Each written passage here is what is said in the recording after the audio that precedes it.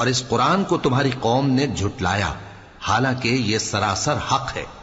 कह दो कि मैं तुम्हारा दारोगा नहीं हूं। हर खबर के लिए एक वक्त मुकर्रर है और तुमको अनकरीब मालूम हो जाएगा। और जब तुम ऐसे लोगों को देखो जो हमारी आयतों के बारे में बेहुदा बकवास कर रहे हों, तो उनसे अलग हो जाओ, यहां तक कि वो और बातों में मसरूफ हो जाएं। और अगर ये बात शैतान तुम्हें भुला दे तो याद आने पर जालिम लोगों के साथ न बैठे रहो।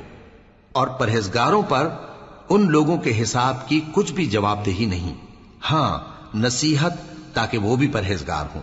और जिन लोगों ने अपने दीन को खेल और तमाशा बना रखा है और दुनिया की जिंदगी ने उनको धोखे में डाल रखा है, उनसे कुछ काम न रखो।